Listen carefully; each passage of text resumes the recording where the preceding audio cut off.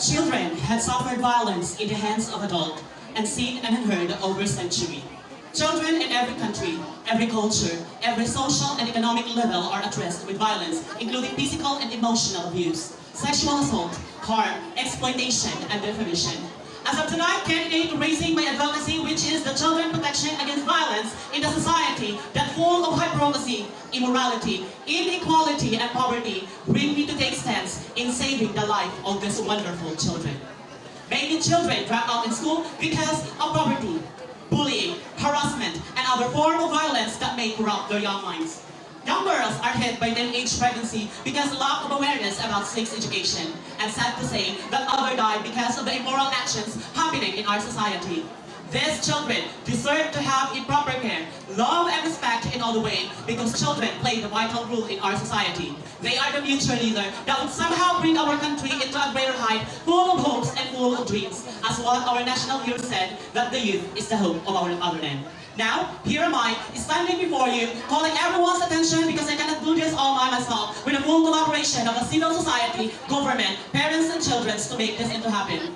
Now, people of the progressive municipality of Anaoaon, province of Surigao del Norte, and the rest of the globe, let's help one another to save the life of each children. Thank you. COVID-19 pandemic is the reason and result global economic de-escalation, life destruction, and the death of many people. As we face these challenges globally, it became part of our everyday life battle. This is the time that you are not poor or even rich. Regardless of who you are, your financial stability. As an anti-discrimination of the government, I am here because I would like to encourage all of you to follow the health protocols that our government implemented. Because I believe, ladies and gentlemen, they are not just doing this, they are not just implementing this just to save their lives. It is also for our safety. And we will not forget all our frontliners, our heroes. We may not see the efforts that they give out, but we know what they are doing. And by that, if we work together, we can have an amazing world where those who are positive in COVID-19 could not grow and foster. Thank you.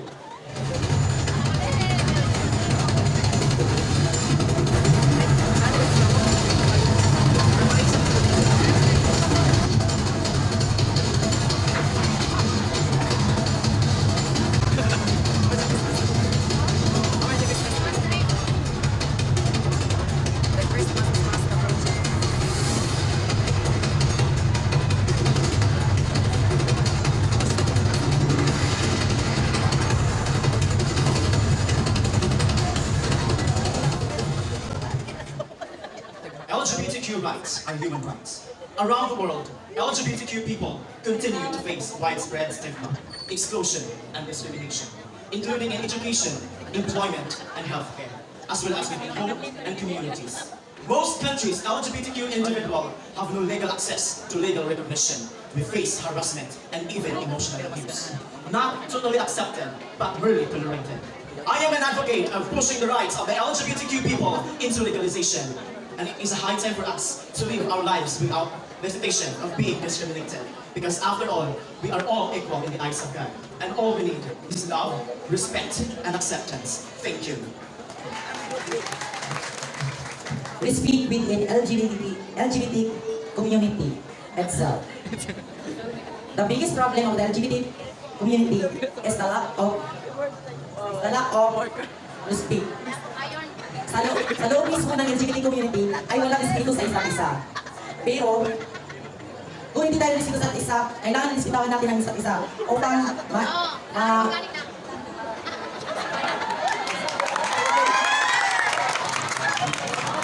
mismo sa loob ng komunidad ay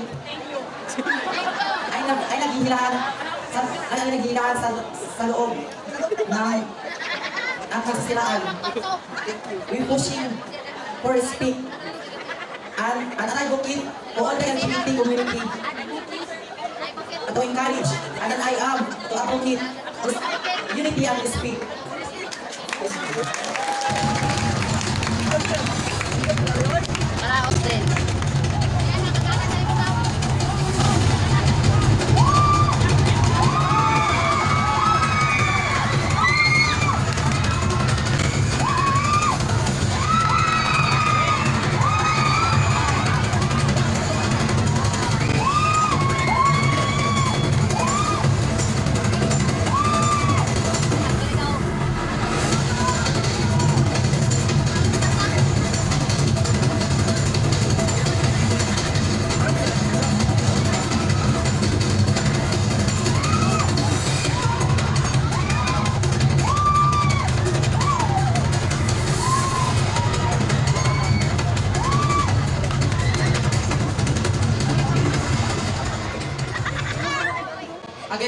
account of societal harassment, discrimination, and violence. It is important to note that LGBTQ community is not a singular nation.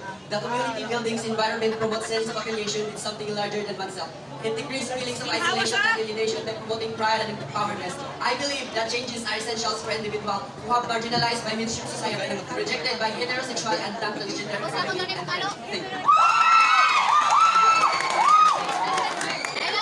We have understood with the LGBT community, people in the fight call of equality. As we continue to fight back against this religious country backwards, we affirm our commitment to building a world where no one experiences discrimination or violence because of their gender identity, gender expression, or sexual orientation. We determined to stand up, push forward, and continue organizing our change. Thank you.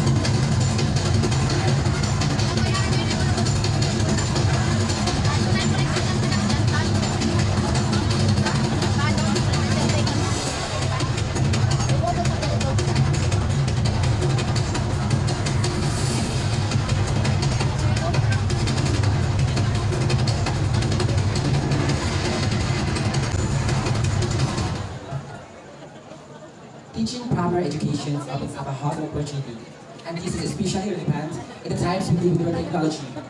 And education ensures that opportunities are not bound by geography, but it is based on how the teachers instill their knowledge and passion and sharing their expertise to the young children. Because a world prioritized and sufficient and proper education is a world that creates a better generation, and every person's future is built upon proper education. So ladies and gentlemen, let us all understand that teaching proper education to our young children will be the password for tomorrow's or futures who prepare it. Thank you. Growing up, being part of the LGBTQIA+ community made me understand that we are merely underestimated in society. It either labels us to be silent or worse, burden. Unless you are rich, you are famous, you get the highest respect from the society. In comparison to what they know about us, gays are actually capable of doing things more than what you expect us to do. Gays are actually innovative, creative, and talented. In every of us, in each of you, there is a goal to be attained. In fact, some are actually good in doing makeups, in academic, in agriculture, and even in social. So, why are we going to just doubt someone who is not in your standard of the gender? Growing up, I experienced a lot of discrimination and insecurities, especially when we speak in voice, because it sounds so feminine, but this is actually not a hindrance to still speak up about my cause. Tonight, I advocate for skill development and personality development, and I believe skill is all about speaking, and today I am able to use it for my ultimate cause, which is to speak about what I am really concerned. Someone believed in me, and someone made me realize what I am capable of. And today, I am making you all understand what is important to talk about for a cause. I am Dave Gonzalez, and tonight, brother, be with me as I create the world of difference in people's life. Thank you.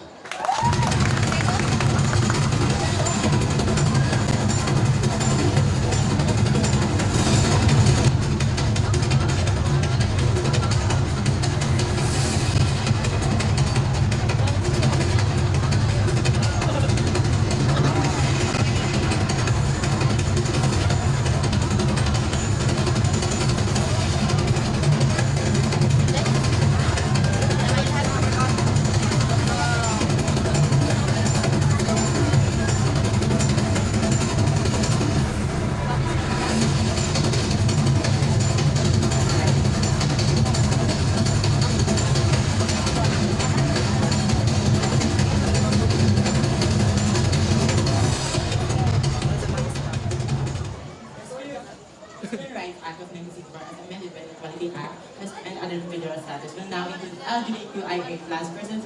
Additionally, people already identified as a protected class will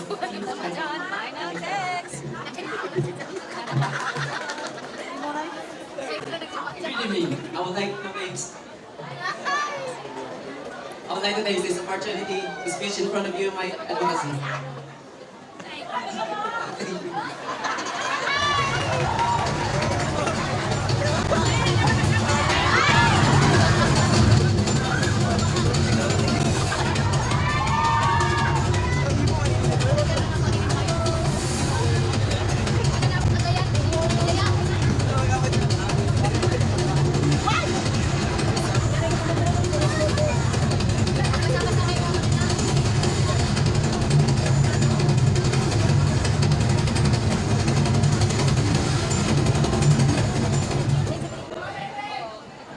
Barangay Amontay is rich in culture and customs, and one of these are our Vilabluman, wherein you can find them they're living. But unfortunately, they are the people who belong to the low-class citizens, especially as they experience such adversities in life in this time of new normal setup. They have these thicker boundaries between us, and let them feel mistreated, neglected, and don't have that opportunities like anybody else. And unfortunately, most of them are illiterate. And so, I decided to take an action, and I started here tonight. My advocacy is to give them proper attention and assistance, help them to fight for right and proper education, and nurture them like a people who really are civilized. Give them the equal rights of what they are receiving, and by that, if I were to be given a chance, the illiteracy, biases, and mistreatment among them be vanished. Through this platform, hope that my advocacy be heard and given justice, especially the local government of San Francisco. For I believe that human rights are also human rights, who deserve to live, to love, to be loved, and to be treated equally. Let's all help and uplift one another for the betterment of my barangay and to our entire municipality. And to all my beloved lumats who are here tonight, sit back and relax. As an empowered and dedicated gay standing here tonight, we will take action and give attention for the sake of your tribe. Daghang salamat.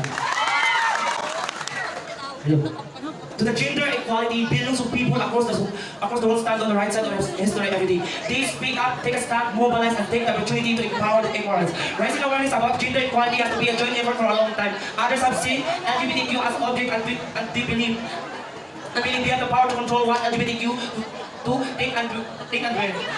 I want to be the voice of change and vision of hope to be able to do more. This mentality of ownership must change. It's important to begin teaching gender equality. Has to be a joint effort for a long time. It's important to begin teaching gender equality to younger generation to throw the game. Thank you.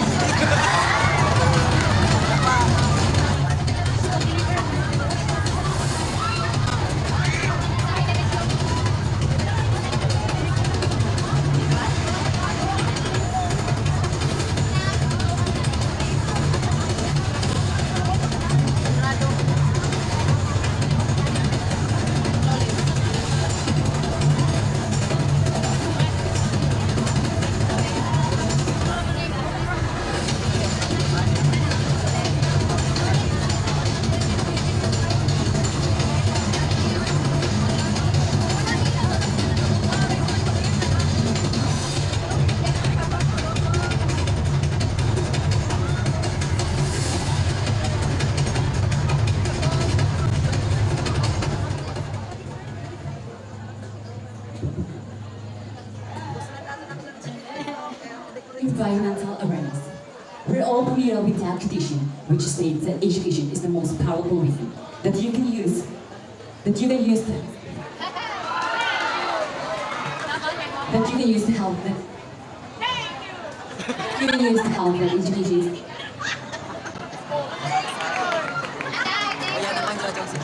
That you can use in order to change the world. Stage fright.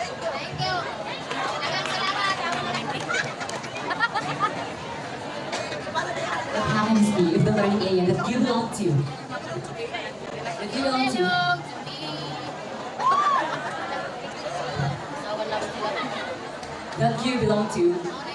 is down with trashes, and it's not being with garbage, which is not properly segregated.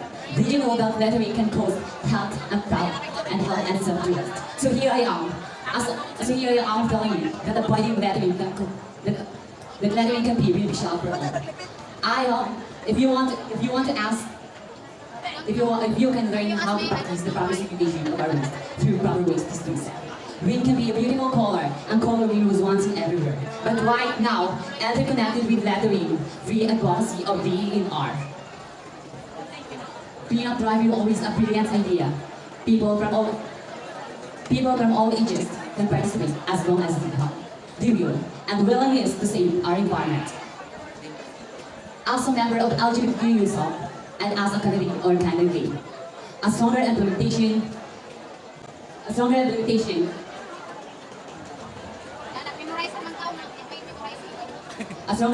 of the DNR is the best solution.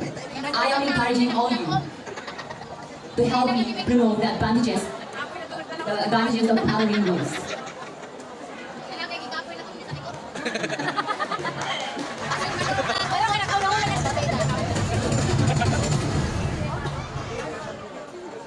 I stand by advocacy in anti-body shaming. Body shaming affects the victim, elicits strong negative feelings like shame and anger, as it comes mostly from our friends that are close to us. Body shaming isn't just about beauty. We believe in what is allowed to be called beautiful.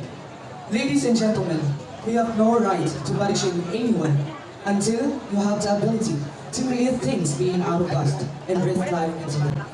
As a spokesperson of anti-body shaming, I've always lived up to my faith and humanity, cultural understanding, and respect for others. These are what I will stand for if I will become your Mr. PuGay 2022. I will be a channel of hope, compassion, and unity. To stand, inform, and to stop any form of violence and war in this world. As we face a COVID-19 free world, join me as we work together and mending our conflict and focusing what truly matters. We are living in one sky. We love is our language, humanity in our race, and peace is our lasting legacy to the world. May gabi sa tanan.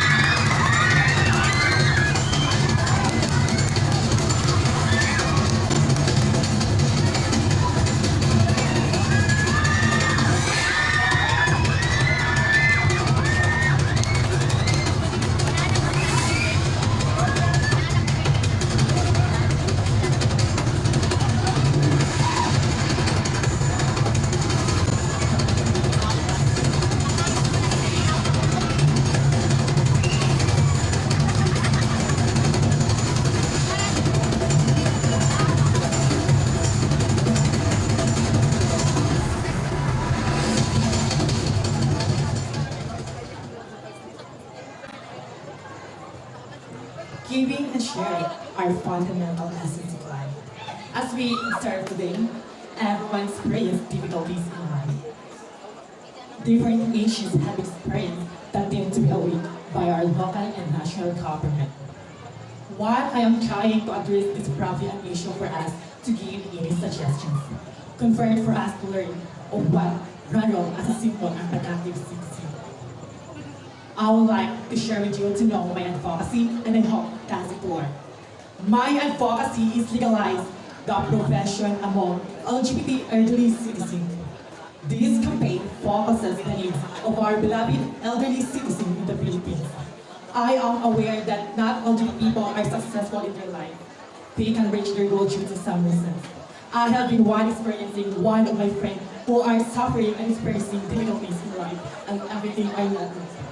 What I am trying to emphasize my advocacy is to have opportunity to answer the needs of our beloved elderly citizens. I will take this opportunity to raise my voice as an LGBTQ lawmaker of our national government to pass the law about the needs of our elderly citizens in the Philippines, which is the LGBTQ plus community. I know a lot of elderly people are experiencing of being abandoned by their parents and relatives. Lacking of education, experiencing of discrimination, and these people need for food, clothes, shelter, and medical assistance. I will encourage to our government to give and support, to give a livelihood projects to answer their needs. For this reason, I will encourage all LGBT people to take this action in a simple way. Thank you. Good evening. My Advocacy. I grew up gladly seeing widespread discrimination and exclusion in all contexts, including multiple forms of discrimination based on sexual orientation, gender identity, and expression. Being a bisexual person and a member of LGBTQIA+ community, I was ridiculed, discriminated as and bullied, which is lead me to suffer all forms of distress. However, with the love and support of my family, I can still see the rainbow of hope that we can still create a safe space for the LGBTQIA+ community. Remember that we made history and significant contribution even in the face of the society that discriminate us or pretend we do not exist. Ladies and gentlemen, join me to take this tremendous accelerate. Thank you. Let's end gender-based violence against LGBTQIA+ community. Thank you.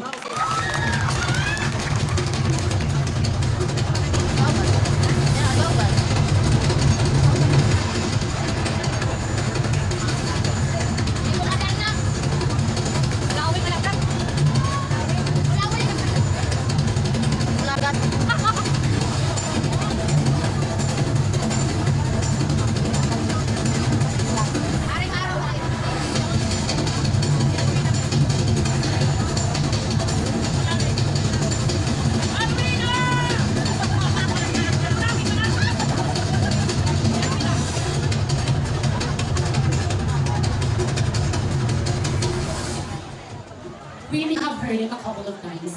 Few may take it seriously, others turn a blind eye, while some are still with. Kabataan ang pag-asa ng bayan.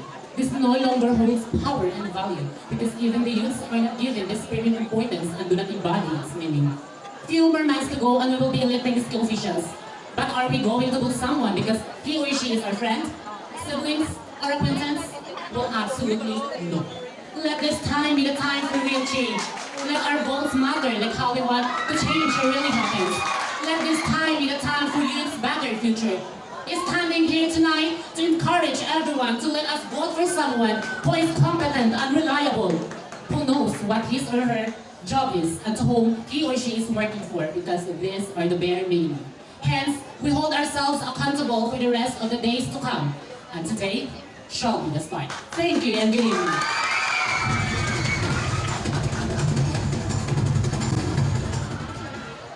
There are certain factors that should have put some consideration in order to protect our environment. Your environment is now in danger.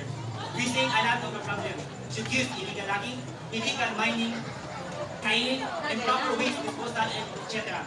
Used by human beings, I believe that now is time for us to open your eyes, use your hand to take action, and use your voice and voice out. Advocacy is conserving, protect our environment. This is Ryan James Itarisay, advocating environmental, conserving the producing municipality of San Francisco, Anaoaon. We have put in mind, advocacy can stand without us, but we can stand with the environment. Thank you and good evening.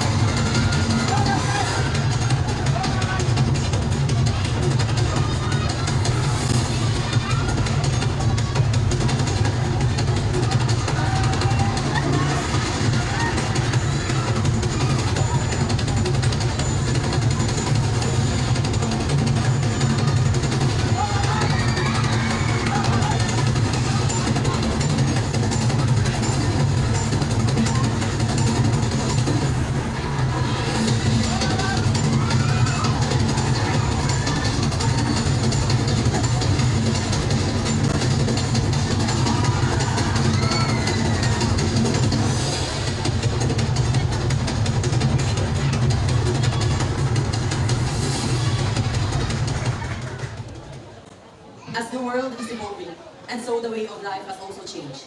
From two identified sexes, the male and the female, now expanded to a new colorful and amazing third sex, the LGBTQIA+ community. As a proud member of the third sex, I want to advocate these 3 R's: respect, responsibility, and recognition. Respect begets respect, and it must start within ourselves. We ought to respect others, and we deserve to be respected in return. Responsibility. Just like men and women We also want to hold responsibility in our society without critic, judgment, and stereotyping. And last, but definitely not the least, recognition, the most important factor that can turn our dreams into realities.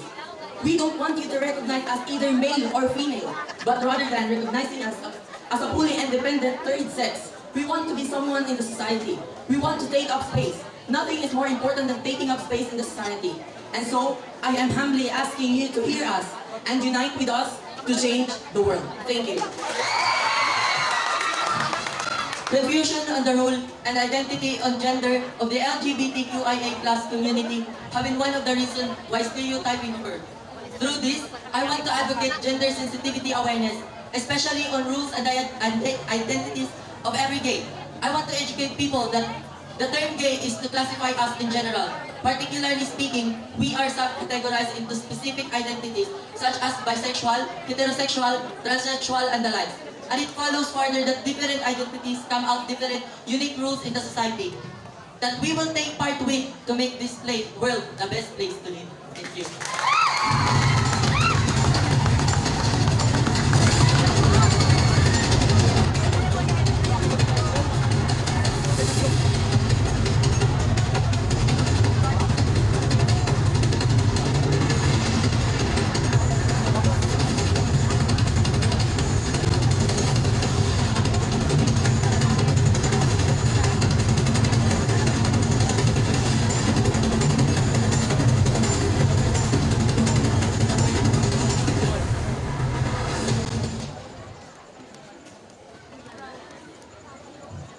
Standing before you is someone who has been deprived of parents' love.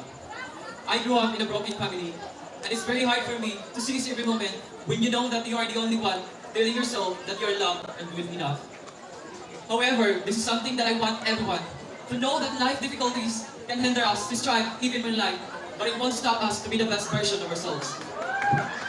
My advocacy is about mental health. It plays a vital role in our life, and this is something that I want to address. We went to different past experiences and about to embrace what lies ahead of us. But one thing that we should always remember, positive things can be found even in the darkest of times if one only remembers the turn of the lights. Thank you.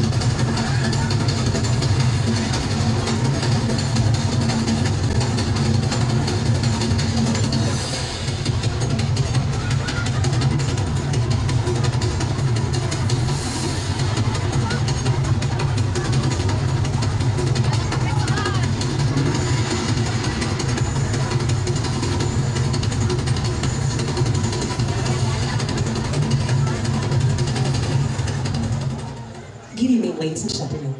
My advocacy is related of what I am carrying tonight. My advocacy is bamboo product injecting values and preservation towards culture. A unique rapid growth, amazing plant plays a large role in the local community, protecting our planet from pollution and improving the soil.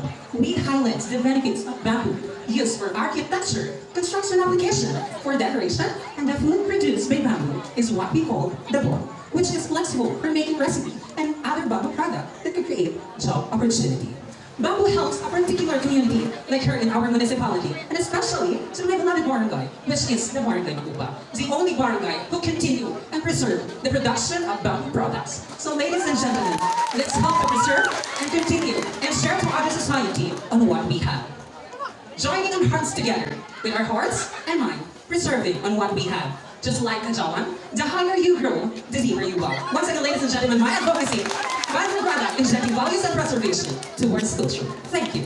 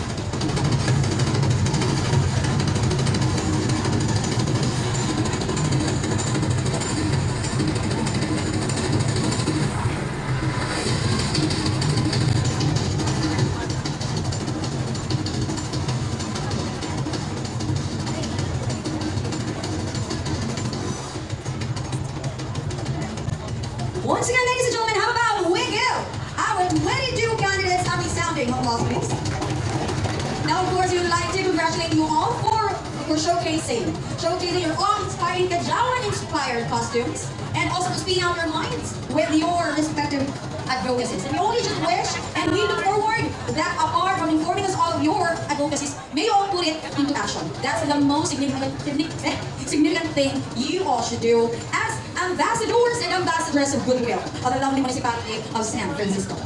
And now, we are on the announcement of the second set of special awards.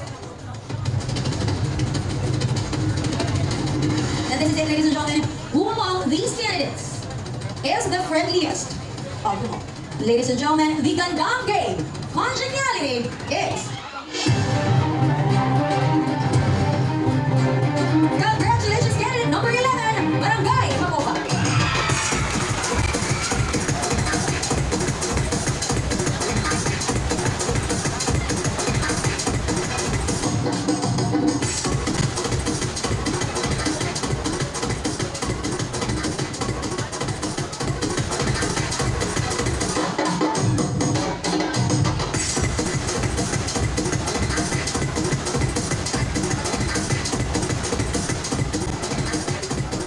Now our Ginoong PuGay congeniality for the male category. Ladies and gentlemen, congratulations to...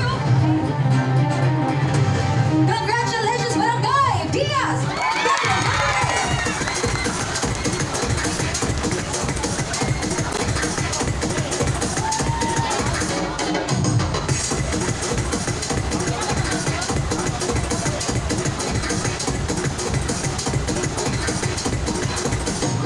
Another special award will be given tonight, and this is Gandang Gay Cebu Pacific.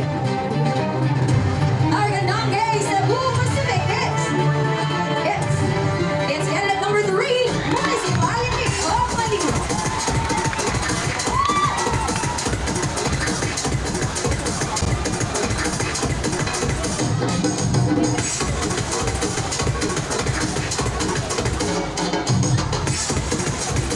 Congratulations, Municipality of Manila. And now, our winner for Ginoong PuGay, Cebu Pacific. Congratulations, it's candidate number 6, Barangay Amangay.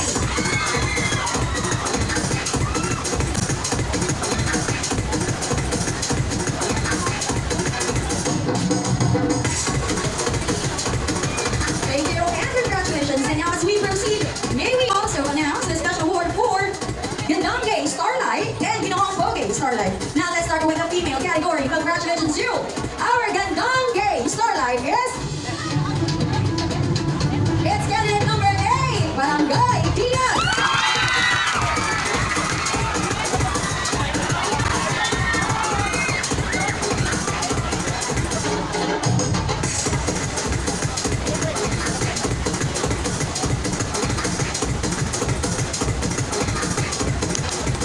Congratulations. And now, how about I'll announce the Ginoong PuGay Starlight. Kajawan, Barangay Poblacion. Candidate number 10.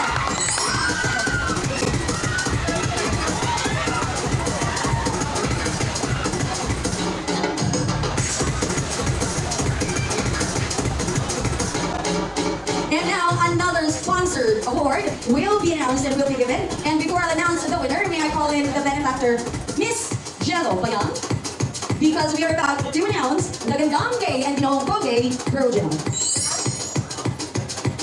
Our Gandang Gay Brogel is known as candidate number 1, Barangay Linongganan.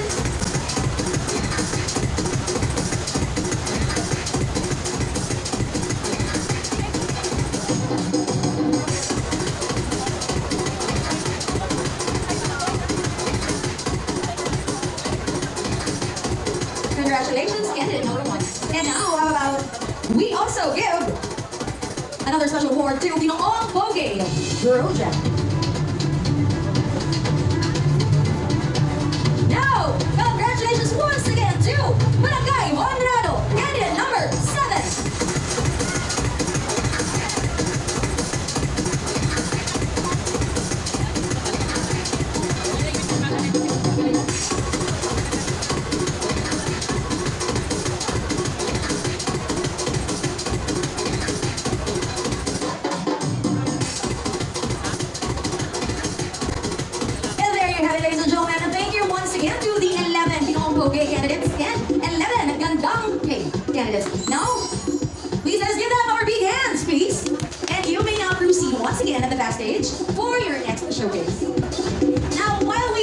way and we are paving the way for the candidates to prepare for the next round of showcase. Now, this time, we will have another entertaining number to break the ice.